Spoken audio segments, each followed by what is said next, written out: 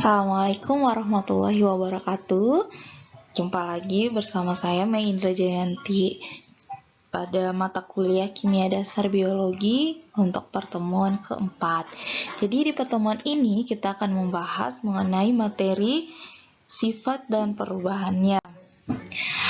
Yang dimaksud dengan materi ini adalah suatu objek yang menempati ruang dan memiliki massa.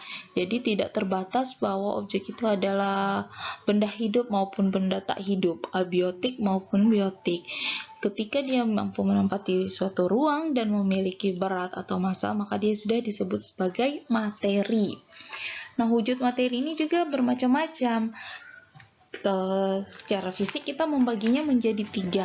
Ada padat, cair, dan juga gas.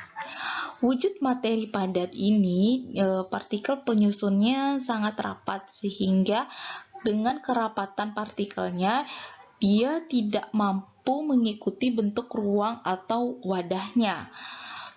Beda dengan wujud materi yang cair dan gas, karena kerapatannya itu agak renggang dibandingkan dengan yang padat, maka ia mampu mengikuti bentuk ruang atau wadahnya. Jika dibandingkan cair dan gas, maka kerapatannya yang paling renggang itu adalah gas. Jadi kita kalau mau mengurutkan kerapatan dari suatu wujud materi, maka yang paling rapat adalah wujud padat, kemudian cair, dan paling renggang adalah gas. Dengan kerenggangan dari partikel penyusun gas ini, maka wujud materi gas itu mampu dimampatkan atau ditekan. Untuk mengelompokkan materi berdasarkan komponen penyusunnya, itu kita mengelompokkannya atau mengklasifikasikannya menjadi 2. Yang pertama adalah zat tunggal. Nah, kalau zat tunggal ini berarti komponennya tunggal, satu saja. Baik itu dari wujud materinya maupun komposisi zat penyusunnya. Sedangkan kalau yang campuran itu dia terdiri dari lebih dari satu komponen. Nah, zat tunggal sendiri yang paling sederhana ini adalah unsur. Kita bisa melihat unsur-unsur ini di tabel sistem periodik unsur. Karena kalau di tabel sistem periodik unsur itu kan dibedakan warnanya. Ada bermacam-macam warna, dan yang paling kontras itu adalah membedakan antara unsur-unsur yang sifatnya logam dan juga yang non-logam. Kalau logam sendiri itu ada logam alkali tanah, kemudian ada logam transisi. Nah, sedangkan kalau yang senyawa ini terdiri dari lebih dari satu unsur. Nah, kemudian kelompok yang kedua adalah campuran. Campuran ini ada yang jenisnya larutan, suspensi, dan juga koloid. Dimana kalau larutan itu ada pelarut dan zat terlarut. Yang jumlahnya lebih banyak itu disebut sebagai pelarut, sedangkan yang jumlahnya lebih sedikit itu zat terlarut. Tidak serta-merta ketika ada pelarut dan zat terlarut itu komponennya itu dari sesama zat yang wujudnya cair, bisa antara padat dan cair, seperti itu. Misalnya kalau kita ambil contoh ini tentang larutan, itu seperti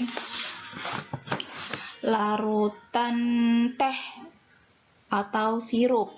Nah, larutan teh atau sirup itu ketika kita membuat sirup, jadi misalnya contohnya sirup itu dari air gula yang ada rasa tertentu, kemudian dicampurkan dengan air. Nah, jadi jumlah airnya itu lebih banyak dari jumlah sirupnya. Nah, kemudian dicampurkan. Nah, larutan ini sifatnya sama dengan unsur dan senyawa. Sifatnya adalah homogen, artinya dia merata. Maksudnya di sini tidak ada bagian-bagian yang dapat dibedakan satu dengan yang lainnya. Kalau unsur dan senyawa tentu saja karena komponennya adalah zat tunggal. Tetapi untuk yang larutan yang terdiri dari lebih dari satu zat, misalnya tadi kayak sirup, air gula, dan juga dicampurkan dengan air. Nah, ketika dia sudah menjadi campuran, maka kita tidak bisa membedakan mana itu air gula dan mana itu air sebagai pelarutnya. Jadi sudah merata atau homogen. Nah, bedanya dengan suspensi dan koloid, sifatnya itu heterogen atau tidak merata. Dimana kalau suspensi ini campurannya sifatnya kasar. Kasar maksudnya ini kita bisa melihat ada batasan yang jelas antara mana itu pelarut dan mana zat terlarutnya. Dimana kalau yang zat yang terlarut itu dia biasanya disebut sebagai zat yang tersuspensi.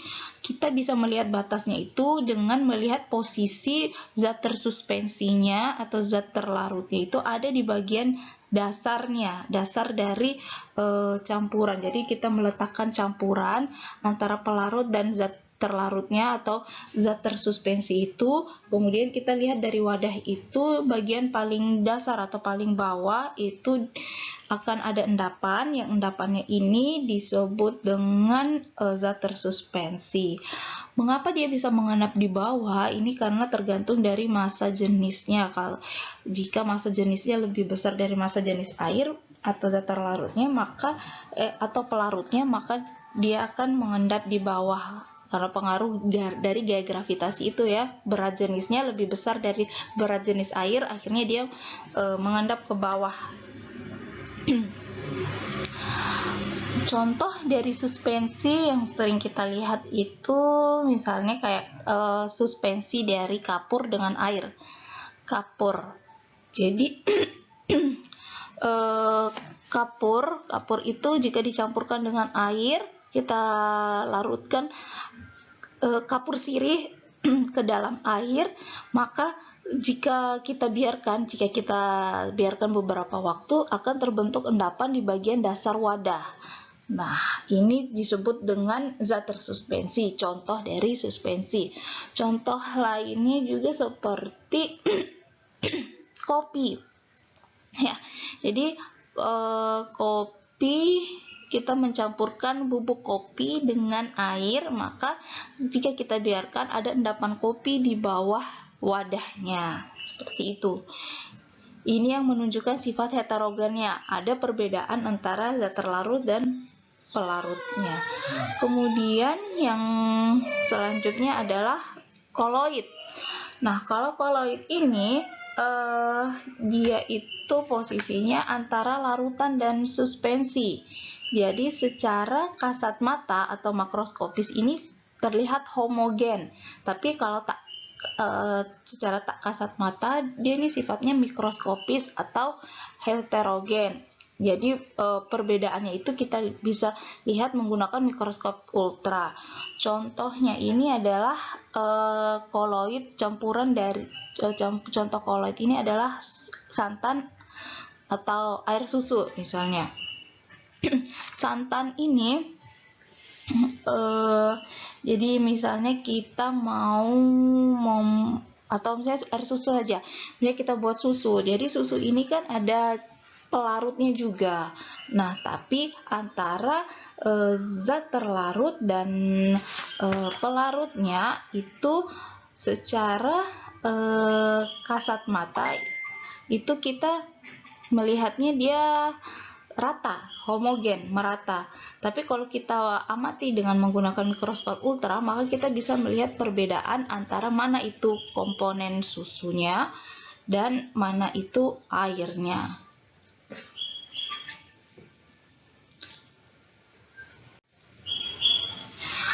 Selanjutnya sifat-sifat materi. Jadi sifat materi ini kita bagi menjadi 4. Ada sifat fisik.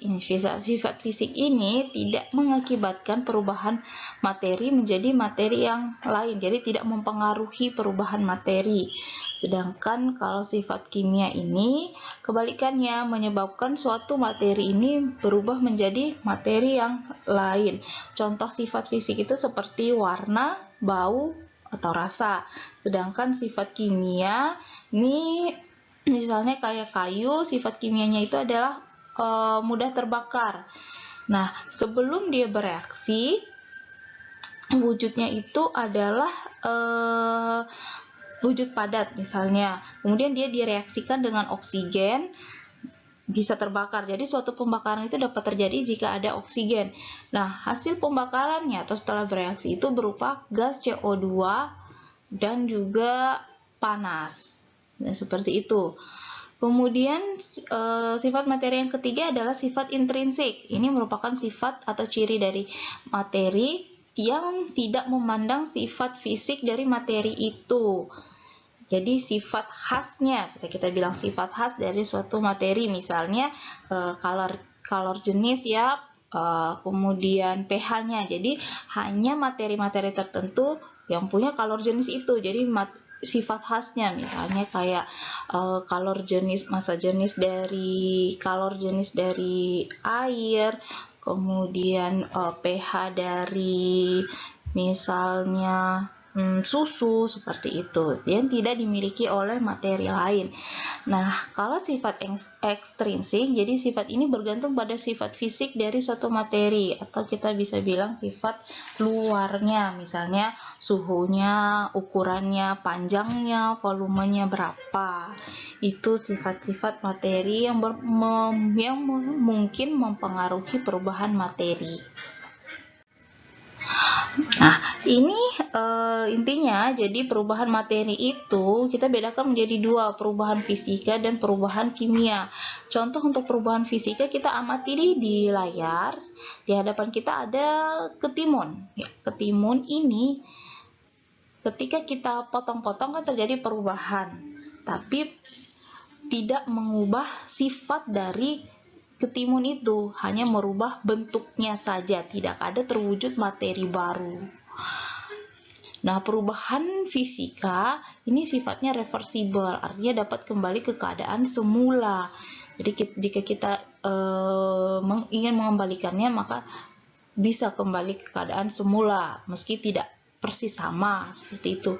Bedanya dengan perubahan kimia, jadi perubahan kimia ini ketika kita melakukan suatu usaha, maka melakukan suatu usaha terhadap materi atau suatu benda, maka akan terjadi perubahan yang menimbulkan materi baru. Contohnya seperti kita membakar kertas.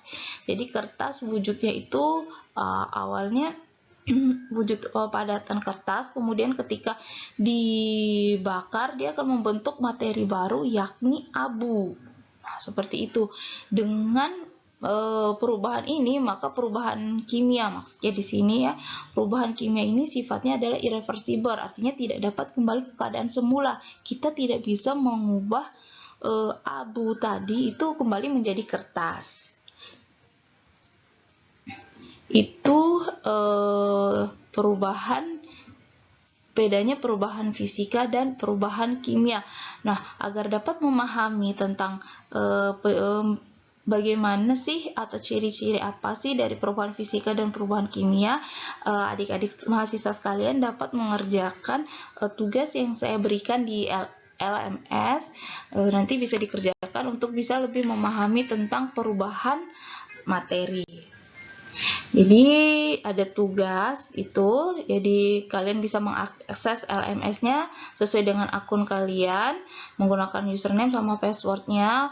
Di situ ada instruksi pengerjaan tugas untuk topik ini, dan dikumpulkan tugasnya pada LMS sesuai dengan instruksi yang saya berikan.